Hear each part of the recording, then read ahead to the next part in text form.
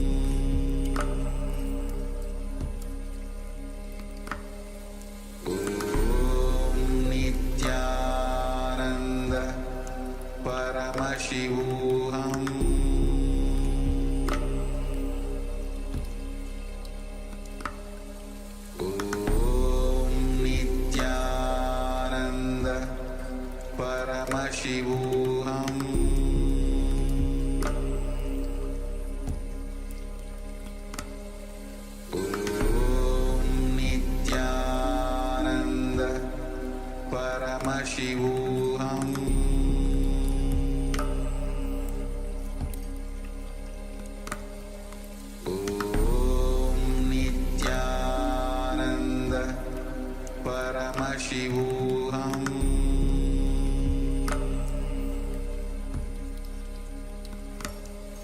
Om Nithyananda Paramashivoham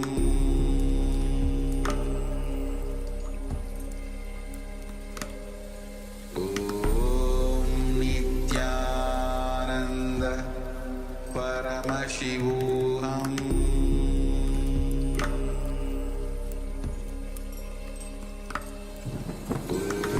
Om Nithyananda Paramashivoham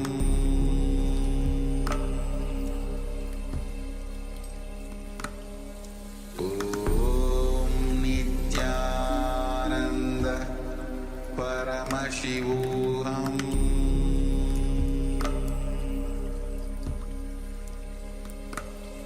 Om Nithyananda Paramashivoham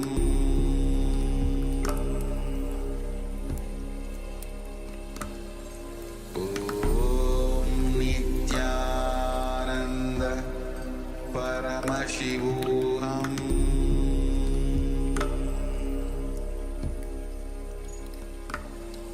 Om Nithyananda Paramashivoham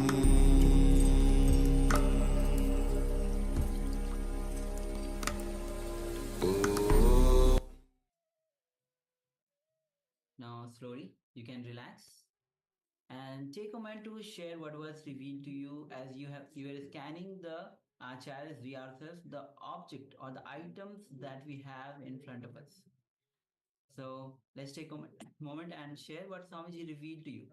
Understand it is through your deep connection with Swamiji that you start manifesting the powers. So without any hesitation, just go on sharing and understand that it is Swamiji who is manifesting through you. So any hesitation that you feel, you feel that whether it was wrong, right, do not hesitate to share.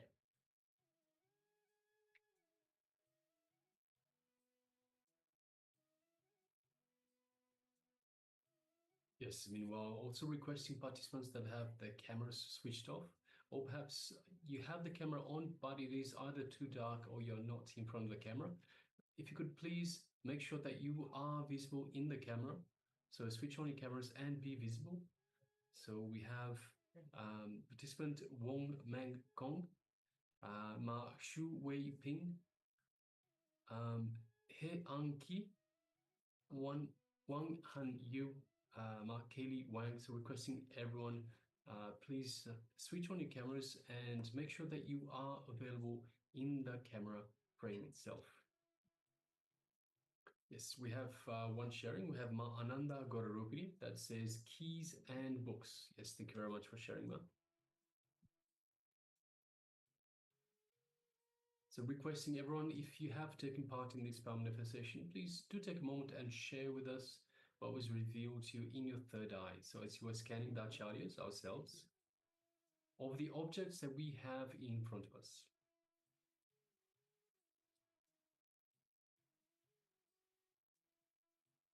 And even all the you participants on the YouTube, you can start sharing your revelation. Even you can you don't think that since you are on YouTube, you are not being attended. Make sure that you are putting your revelations on YouTube chat. You'll be attending to each of your comments. So you can also start sharing on YouTube. Meanwhile, you can all the participants on the Zoom, you can also start sharing your revelations on the third eye as you are scanning, manifesting the power of remote vision. All right, so let us now start the verification stage. So we'll be showing some of the items that we had, or rather all the items that we had in front of us. So of course we do have the laptop that we have in front of us that we cannot show. I have a glasses case. So this is one case for the glasses. We have one mouse, as you can see. And we have some earphones. as well, and perhaps also a hard disk. So these are the objects that we had in front of us. So yes, Mahananda got repeating. We didn't have any books or keys this time. So yes, thank you very much for manifesting this power. And thank you all of you, those who have taken part in the power manifestation, even those who have not yet shared.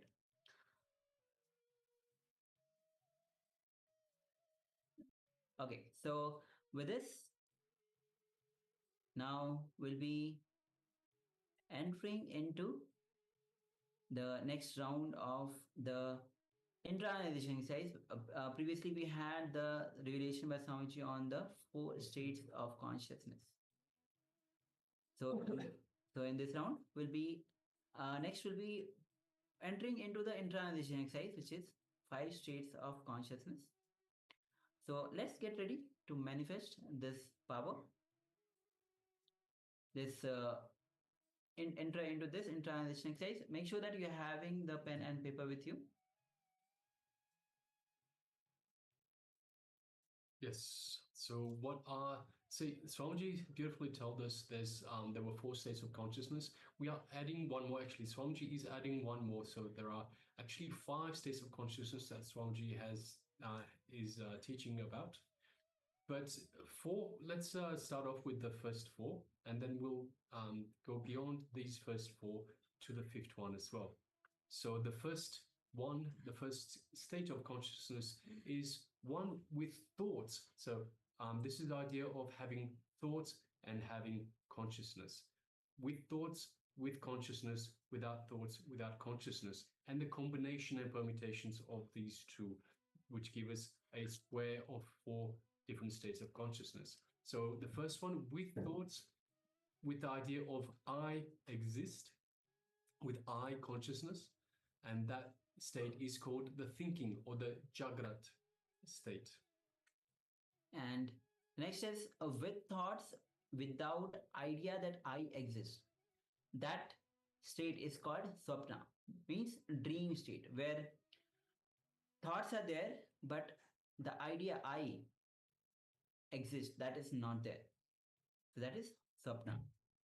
The next one is the state where neither the idea of I exists, so no identity, nor the idea of thoughts exists. So no I and no thoughts. And this is what is called Shushupti or deep sleep state. So in deep sleep, there are no thoughts and there are no idea about I consciousness. And the next state is the Turiya state, which has no meaning, just the 4th state. In this state, the idea I exists, but there is no thoughts. So without thoughts, only the pure idea that I exist. That is the pure state, the Turiya state, the 4th state. Yes, and then we move on to the 5th state that Swamiji has told us about, which is Turyatita, which is beyond the 4th state. So Turyatita means not only that you are awake, but you are alive. You can move anything you want through consciousness. So that is the Turyatita, or the 5th state of consciousness. So we'll be just projecting these 5 states. The waking state, which is Jagrata state, Sapna state, dream, which is the dream state, the Shushupti, which is the deep sleep state, Turiya, which is the state of consciousness, and the 5th one, which is the Turyatita. So that you can have a reference for yourself. Even if you want, you can pen down. And so just take a moment and pen down these 5 states of consciousness.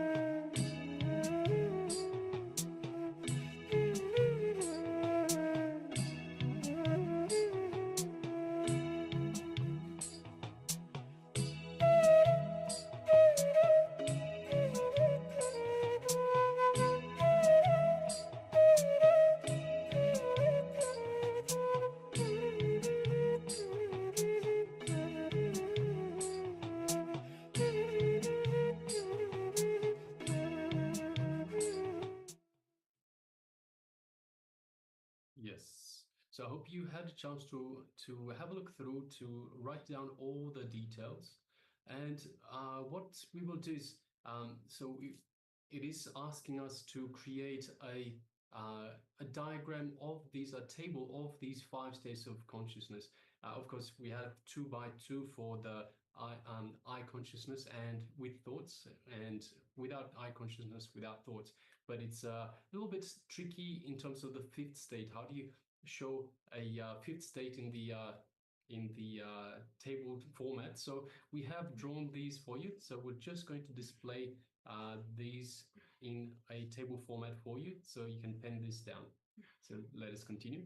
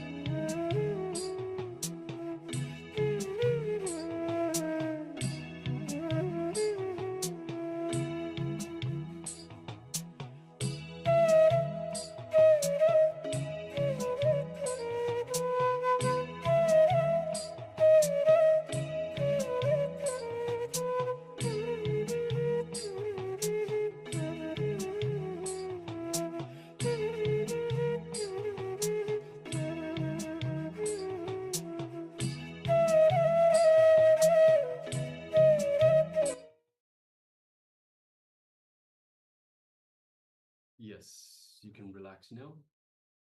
So this diagram that you've just seen, it represents the 5 states of consciousness in a table format, as Swamiji has told us. So once again, you have with thoughts and with I identity, that is the waking state or the Jagrat. Without thoughts and with I identity, that's the conscious state of Turiya, the 4th state. You have with thoughts but without I identity is the dream state, the Swapna. Without thoughts and without the I identity is the deep sleep state, the Shushupti. And of course, the 5th state, which is beyond Turiya, beyond the 4th state, is the 5th state, and that is the Turiyatita, which is the state where which allows us to do anything, to move anything just through our consciousness. We are eternally awake in that. All right, so now let us move on to the next segment, and we'll move on to another internalization exercise in reality versus dream. Understanding that reality is a dream. You are not the eyes. Eyes are just an instrument for seeing. Many times your eyes may be open, but you are not seeing. And actually, you have much of experience multiple times where your eyes are open, but you are not actually seeing, not registering the scene which you are seeing. Many times it happens in our life. So eyes are just an instrument for seeing. You are not the eyes. So just sit and remember you are seeing through the eyes. When you look through the eyes, suddenly you will see you are witnessing everything. So let's take a few minutes and actually work on this, and let's remember, just sit and remember that you are seeing through the eyes. And when you look through the eyes, suddenly you will see you are witnessing everything. So please spend a few minutes in this exercise. Let's begin.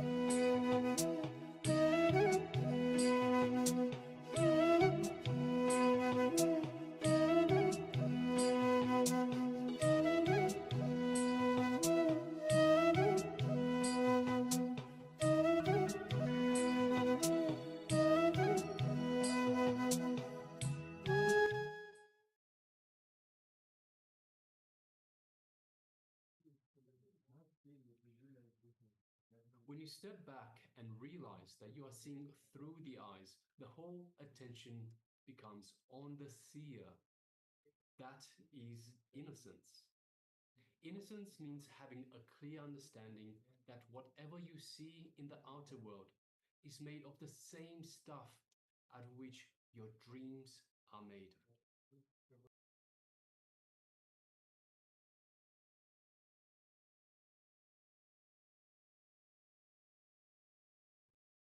Cognizing reality is a dream. It requires understanding that what you see is a dream. Having the Shakti, the energy to change the dream, and having the buddhi, the intelligence to know it is a dream. So there is no need to change it at all. So an important truth that you should know is that dreams are made of the same stuff out of which this waking world is made. So once again, the world is made of the same stuff in which the dreams are made, and dreams are made of the same stuff of which the waking world is made. So if you think dreams are ordinary, this world is also ordinary. If you think this world is fantastic, your dreams are also fantastic. And it works both ways. So again, once again, the important truth you should know, dreams are made of the same stuff which the waking world is made.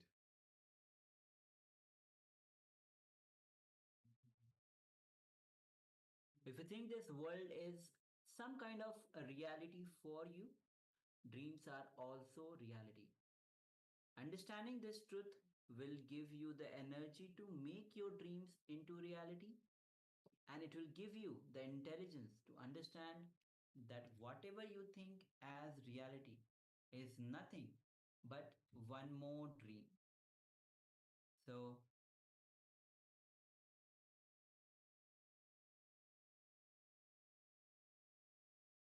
again, if you think this world is some kind of reality for you, dreams are also reality.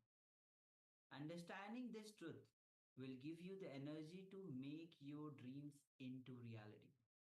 And it will give you the intelligence to understand that whatever you think as reality is nothing but one more dream. So, with this,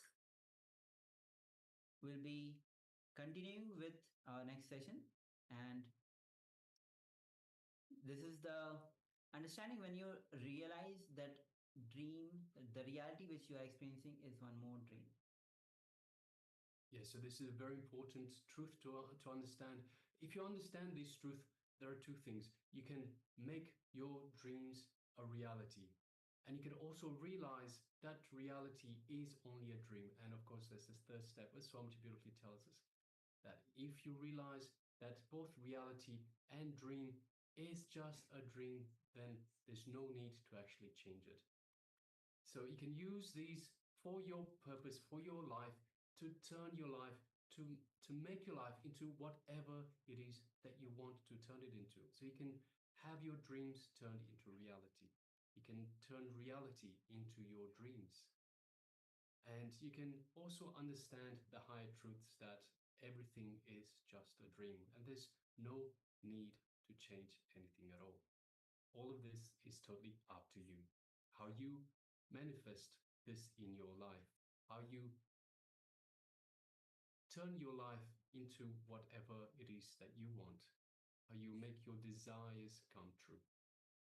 So, with this, we'll be entering into the revelation with Swamiji on the dream body. Swamiji will be getting a deep diving into the and explaining about the dream body, as we just had a little glimpse of what even the reality which we experience is a dream. So let's understand as Swamiji reveals on the dream body.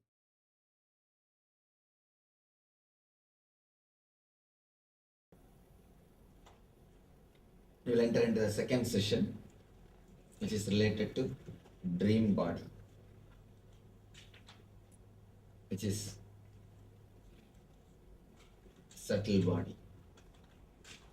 let you understand few things. Whatever you suppress, whatever you wanted to happen, and whatever you don't want that to happen, whatever you want to happen, whatever you think that it should happen, whatever you think it should not happen, both happens in the dream. Whatever you think you want to happen, the desire, the greed, whatever you think it should not happen, the fear, which you suppress, both comes up in the dream.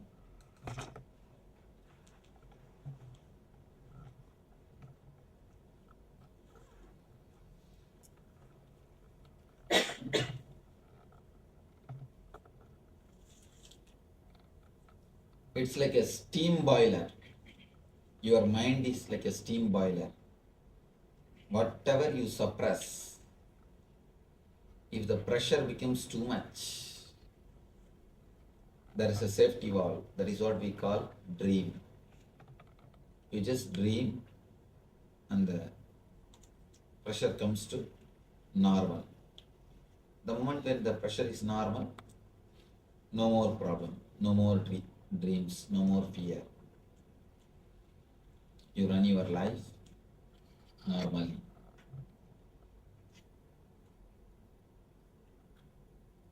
This is the way basically we dream. This is the way basically dreams happen. There is one more thing.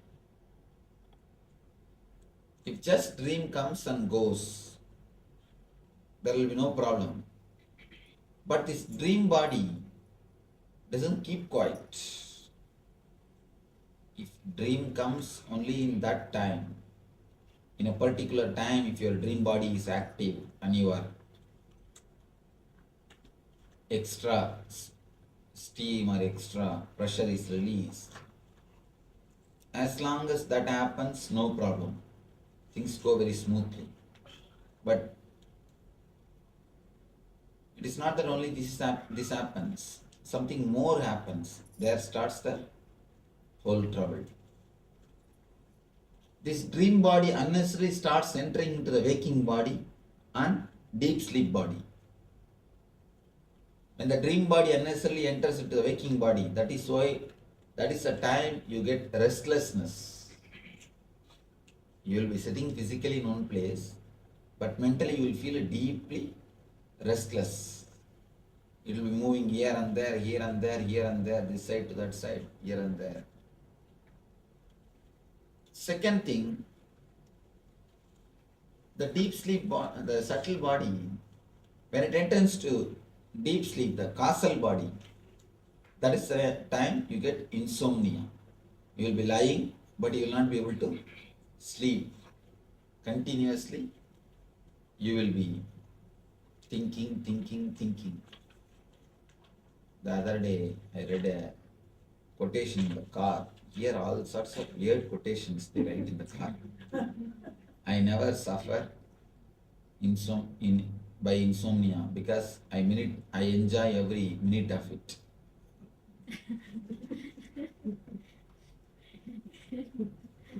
I think the guy not only is having insomnia problem, must be having insanity problem.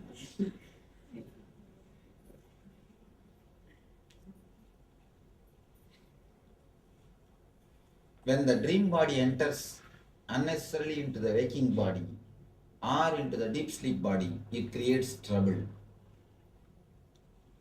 And when it enters inside the waking body, that is what we call restlessness. A deep restlessness is created because of this waking body entering into the dream body, entering into the waking body, subtle body entering into the physical body. One more thing happens, the daydreaming. Daydreaming is nothing but subtle body entering into the dream level, the subtle body entering into the physical level, physical body. When you are sitting, but your mind will be somewhere wandering. somewhere dreaming, almost as it is now.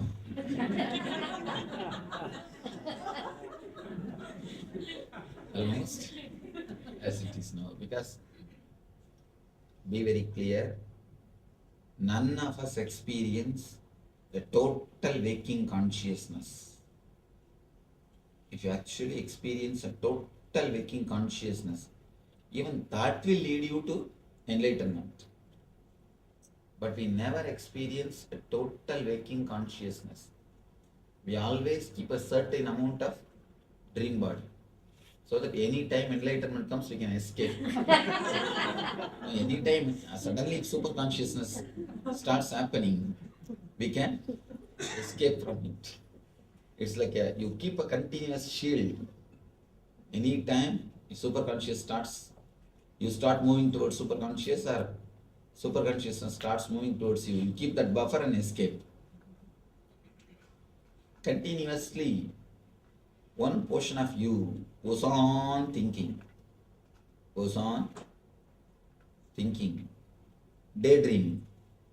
If the height of the daydreaming is too much, then depth of the night dreaming also will be too much. The amount which it interferes with the physical body, the same amount it will interfere the deep sleep level. If you have too much of daydreaming, you will naturally have too much of night dreaming. Only these two, three important things, if you know about the dreams, that's enough. First thing, verify whether it is color or black and white. Whenever you want to know the meaning of the dreams. If it is 4 color, understand, then it is a dream from superconscious, dream from samadhi, not from conscious or deep sleep. Whenever it is just a 2 color, you don't remember the dream at all. You don't remember anything, just some vague pictures are seen. 2 color, black and white. Then be very clear, it is from conscious state, waking state.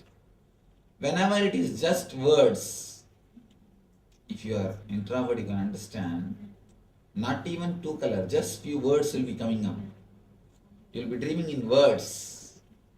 Whenever it is words, it is just from causal body. You need little more sleep, that's all, nothing else. You need little more sleep. Don't bother at all about that type of dreams. These 2 dreams has no base. There is nothing to know, nothing to bother. Only these 4 color dreams has got some meaning in your life.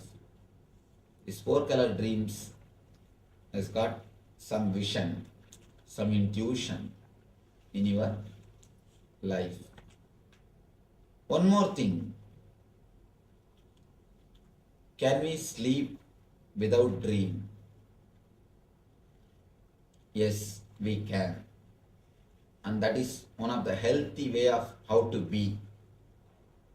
If you can sleep without dreaming, you will have a perfect health, not only physically, even mentally. Or if you can sleep so deeply that early morning you don't remember your dream, again you have perfect health. The more you are out of dream state, the more you have health. If we remove the dream part or the subtle body from our 4th state, if you can remove the dreams, you will never go through the dream and causal body. You will directly fall into superconsciousness.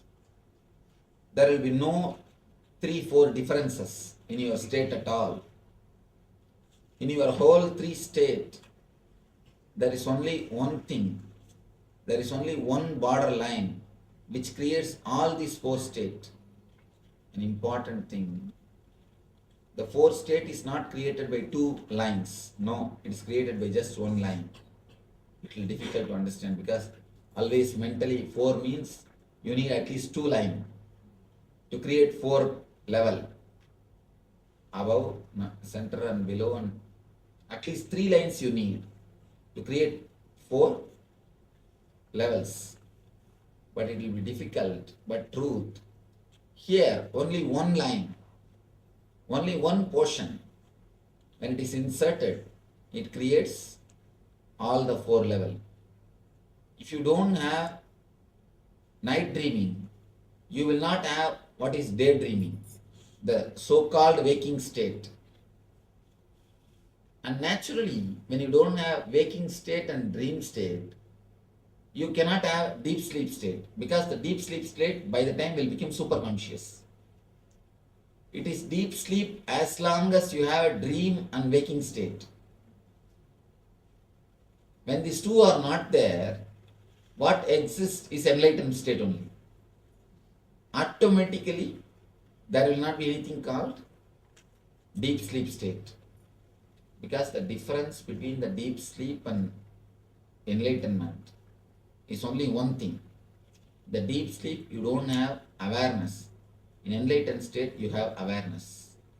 Otherwise, both are one and the same.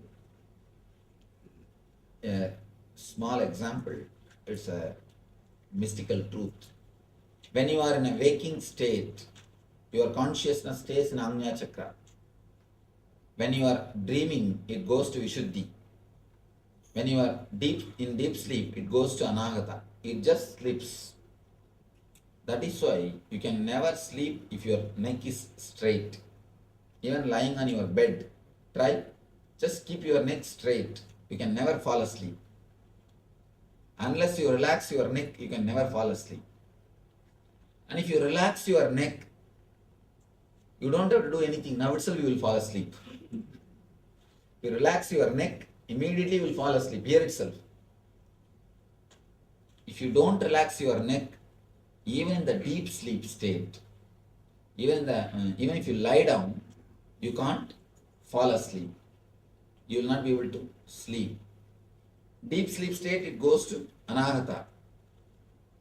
And just a small turn, Anandagandha. This is the area where Anandagandha Chakra is there. In the enlightened state or Samadhi state, it goes to Anandagandha. That's all. Very small turn. From here it goes to Anahata, here Anandagandha. That's all. Anandagandha is what we call, of course, if you are a healer, you know what is Anandagandha. And it's one space, one chakra, where all the 7 chakras collapse. If you fall into Anagata, you will sleep. If you fall into Anandagandha, you will meditate. That's why so many people, they feel like sleeping when they go into meditation. Somebody was asking, I felt like continuously yawning. So,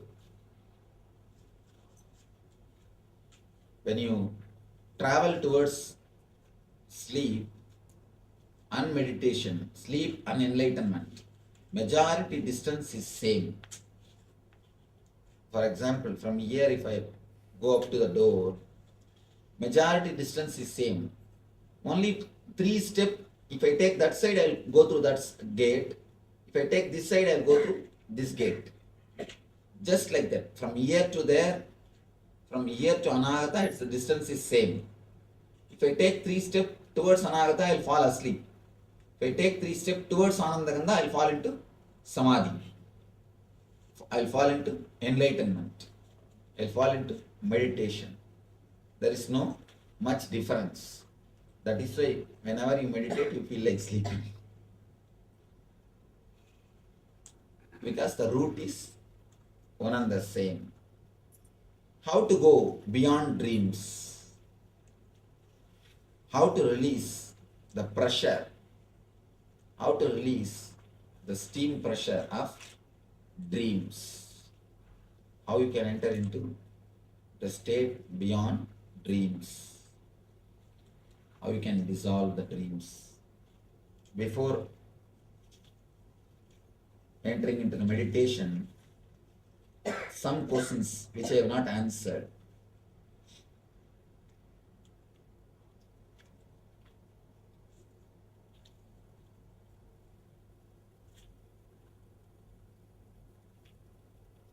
some questions worthy of answering. I'll try to.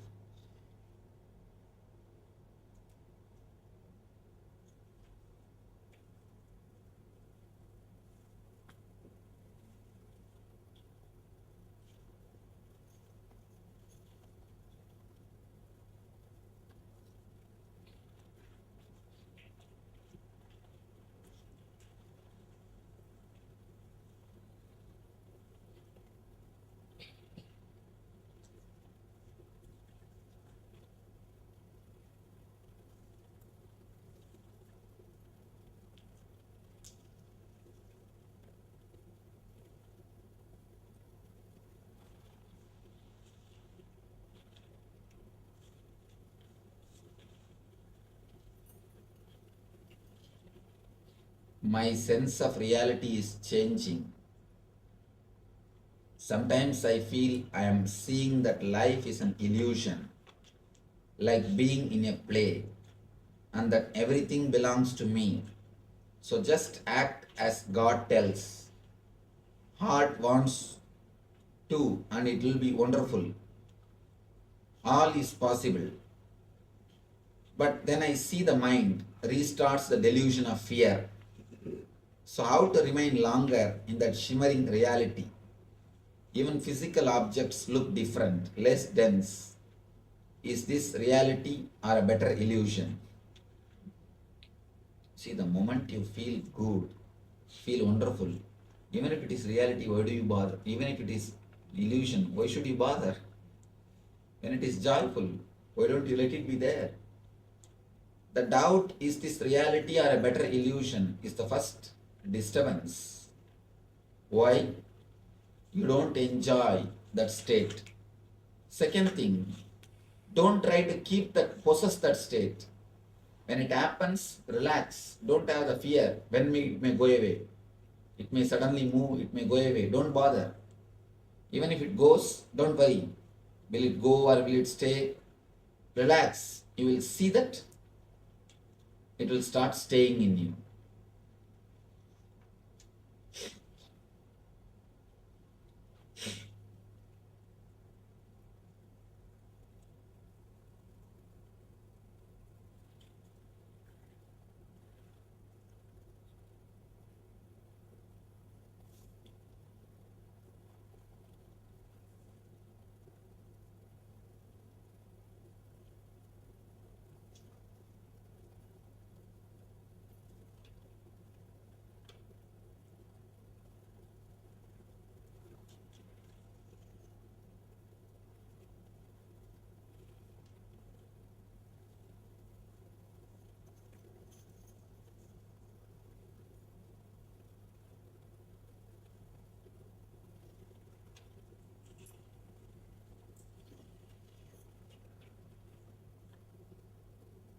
Here are these questions. Sometimes I wonder, how do these people live with their head and logic? See, the same question, the question starts with one logic, by the time it comes to an end, the logic turns and they contradict themselves. I am surprised. There are few questions. You can't answer that question. You have to answer the questioner himself.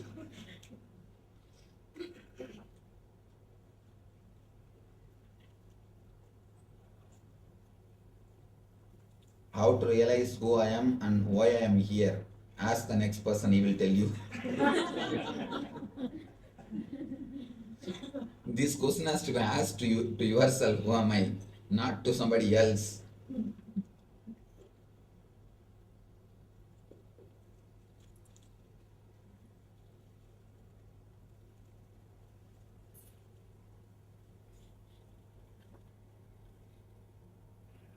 Usually I have no dreams, but recently I had very distressing dreams.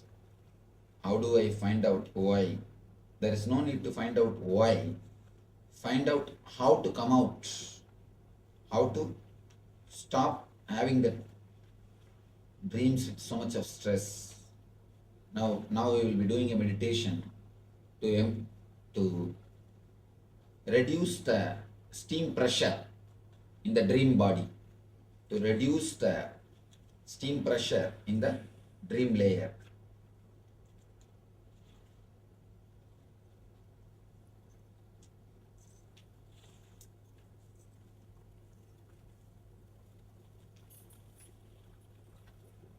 Is a deep fear cause for repetitive dreams of animals biting me? Yes, that is true. It's a deep fear only creates a repetitive fear. Animals biting you.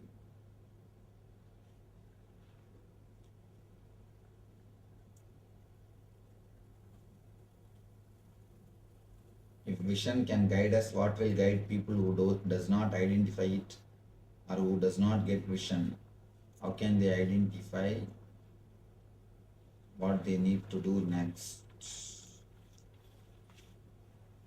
Either God has to guide them or their wives will be guiding them. Don't worry about it. In my dream, I always enjoy myself. No worrying at all. Is it good or bad? It is good.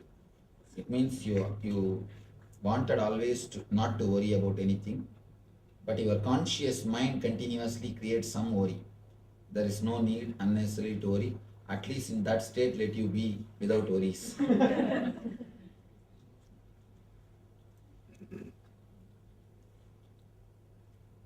If our waking life is also a dream, then are all these people just illusions, including you? Yes. Why is 4 color? Ramana Maharshi says, no, illusions, it is not an illusion. 2 color, 4 color problem is not there. It can be 4 color and illusion. It can be not only 4 color. According to you, you know only 4 dimensions. 4 dimensions. Just understand length, breadth, depth, time and space. That's all. Only the 4 dimensions you know. According to mystics, there is a 10 dimension. 10 dimension. For example, you can leave the length of this mic and breadth of this mic and just teleport the depth of this mic from here to here. Length and breadth will be here, just depth can be teleported. It means you will put your hand, nothing will stop your hand, but you will see the mic form. Nothing will stop your hand. And you can leave the depth and just teleport length and breadth. Nothing will be seen. If you put your hand, it will hit. Something will be stopping you. So there are 10 dimensions. You know only 4 dimensions. That is what you call reality. It is not reality. Reality is 10 dimensional. It is dasamasthana. In Upanishads, they speak about dasamasthana. There are multi-dimensions which you do not know to the reality. You know only this 4 dimension. So understand, surely including me, as you understand, is just a dream. Ramana Maharshi says, somebody goes and asks Ramana Maharshi, including you is a dream, then how seeing you helps us? Then what is the use of seeing you? Ramana Maharshi says, if you see a lion in your dream, you just wake up from the dream. Just like that, when you see me in your dream, you wake up from your dream. If you see me in your waking state, it's like a simha sopna. You are made to wake up from this state. Seeing the master in the waking state wakes you up from the waking state. You move to the superconscious state.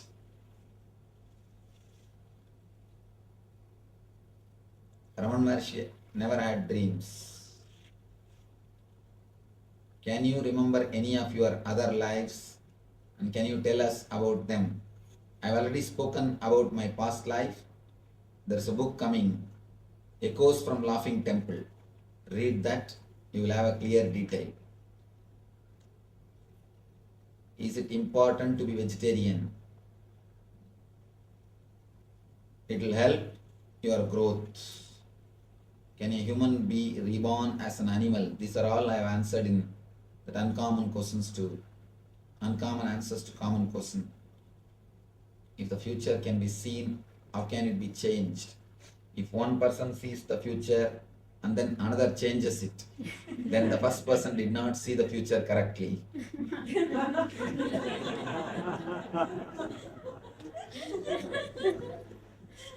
Future, as on now, see, future means you project from the past actually. If you just see somebody's past, almost you can identify his future, how it will be. Because future means you don't create from somewhere else. You create the future from the same stuff which you call as past. That's why you create the same rut, undergo the same trouble, same thing. Nothing much will be different.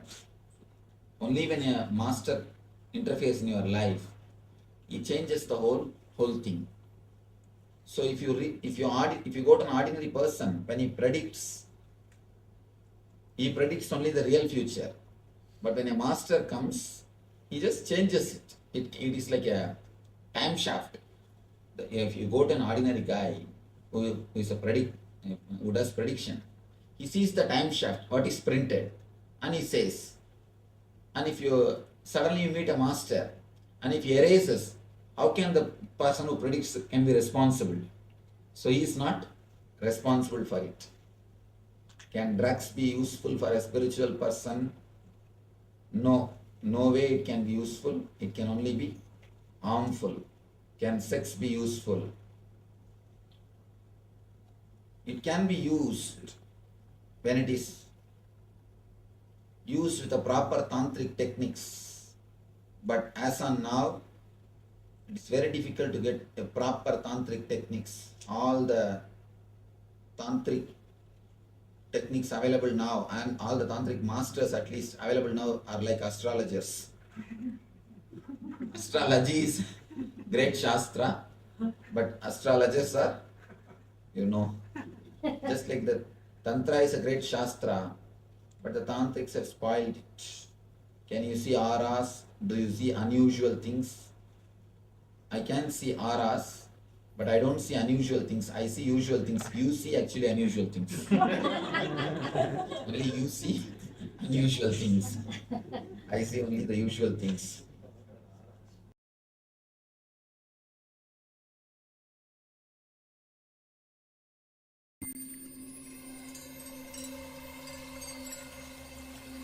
I welcome you all with my love and respect. Let you all open all your three eyes. Om Nithyananda Paramashivoham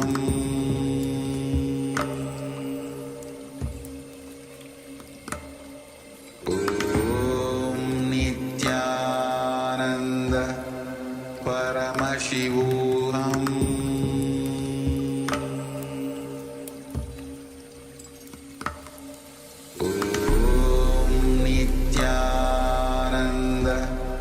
Paramashivoham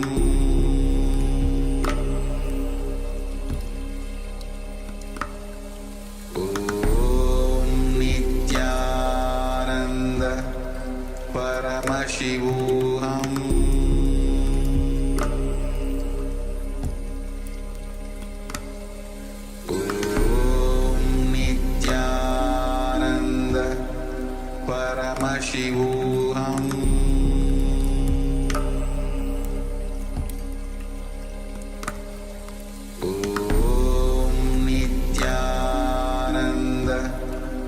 Paramashivoham Om Nithyananda Paramashivoham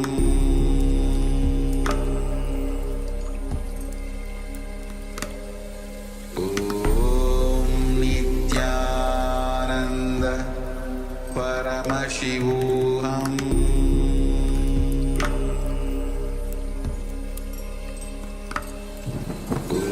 Om Nithyananda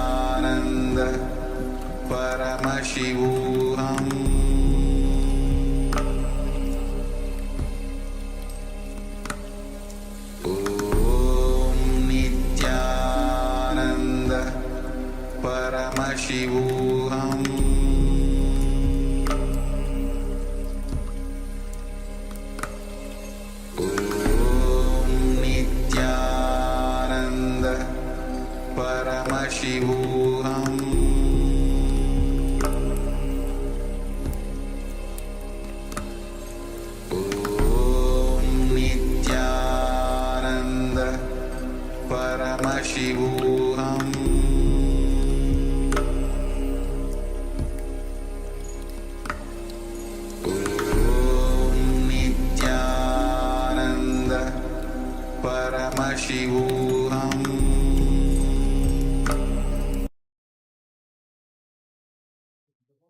Yes, Nithyananda, all of you.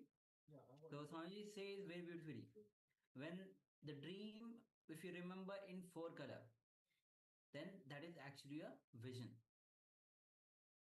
And how ultimately even the dream is, even the reality is a dream. So with this, let's move on to the power manifestation. And today, as we are doing the power of remote vision, again in this round as well, will be all of you will be actually scanning the items which are in front of us, the acharyas. We have few items, the objects in front of us. Will be manifesting the power of remote vision. You'll be scanning both the acharyas and recognizing the items which are there in front of us. So let's get ready to enter into this round of power manifestation. All right, so requesting everyone to sit comfortably with the head, neck, and spine in a straight line. If you wish, you can keep your eyes closed or you can keep them open. It is up to you. But it is important to keep this straight line with the head, neck, and spine to allow for the Shakti, for the energy to freely run through your body, for the Kundalini Shakti. So once again, requesting everyone, let us sit comfortably with the head, neck, and spine in a straight line.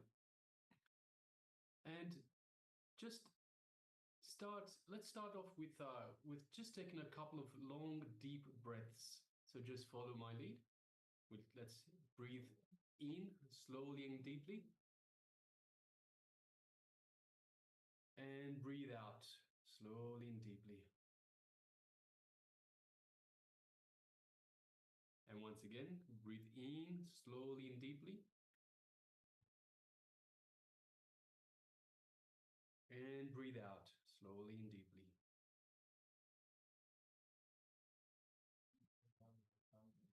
One more time. Breathe in slowly and deeply. And breathe out slowly and deeply.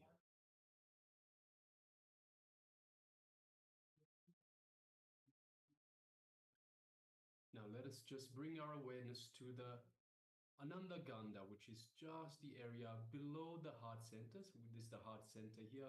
Just below the heart center, we have the Ananda Ganda region, which is our inner space. So let us visualize Swamiji in our Ananda Ganda, in our inner space. So we can visualize your favorite murti, your favorite image of Swamiji in your inner space, the one that you feel most connected to.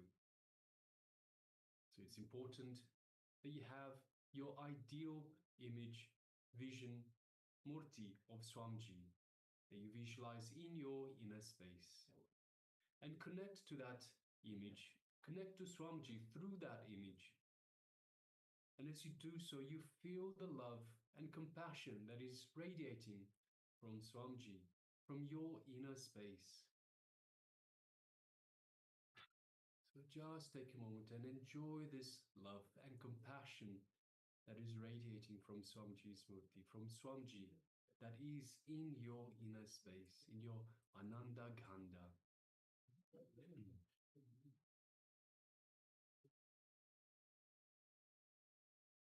Feel the superconscious energy radiating from Swamiji that is permeating throughout your entire body. Every one of the trillions of cells in your body is being energized by this superconscious energy. Every one of the trillions of cells is being awakened to this possibility of power manifestation. And as you connect to Swamiji, as you build this feeling connection to Swamiji in your inner space, you feel the space of oneness with Swamiji. You know that you are in oneness with Swamiji. Just take a moment and feel that space of oneness with Swamiji. Any doubts that arise, just become a witness, just unclutch any doubts, any impossibilities, any judgment, just unclutch again and again and again. Simply become a witness. Just the way the thoughts come up, let them go back down. It's important that you don't get involved in these thoughts. Just become the witness. That is how we unclutch. Again and again, unclutch. And unclutch from all the thoughts that come to your mind. The only reality is the space of oneness with Swamiji, the Supreme Pontiff of Hinduism, the living incarnation and embodiment of the Supreme Superconsciousness. Just feel that space of oneness. That is the only reality. You are Paramashiva. We are Paramashiva. That is the only reality. We are superconscious beings, superconscious energy.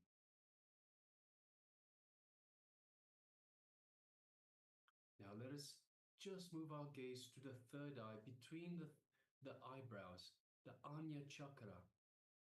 And just gently, don't concentrate, just gently look through the third eye into Swamiji's third eye. So visualize Swamiji in front of you and just gently look through your third eye into Swamiji's third eye. As you do so, you feel an energetic connection from Swamiji's third eye into your third eye. A connection that is vibrating, that is energizing your third eye, awakening your third eye, activating your third eye. So just take a moment and feel that energy in your third eye, in your Anya chakra, the area between your two eyebrows. Again and again, any thoughts that come up, just unclutch from these thoughts. Just be a witness. Don't get involved. The only reality is the space of oneness with the divine.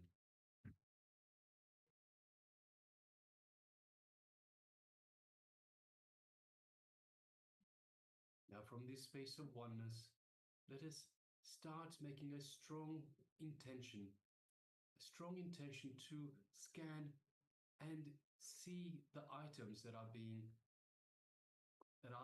front of the acharyas of ourselves. To make that strong intention, that again is the only reality. So the only reality is you are in oneness with Paramashiva, in oneness with Swamiji, and you are visualizing and scanning the items that are in front of the acharyas. Now let us start chanting the Mahavakya, which is the cosmic code word that Swamiji has given us to build that feeling connection, to strengthen this feeling connection to him. Om Nithyananda Paramashivoham. Om Nithyananda Paramashivoham. Om Nithyananda Paramashivoham. Yes, continue chanting this Mahavakya, and from the space of oneness with Paramashiva, with the Supreme Pontiff of Hinduism, Swamiji, let us start manifesting this power of remote vision. Let us now begin.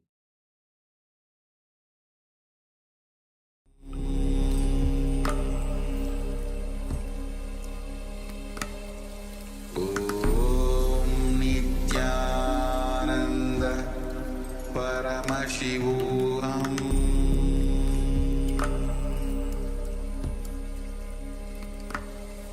Om Nithyananda Paramashivoham.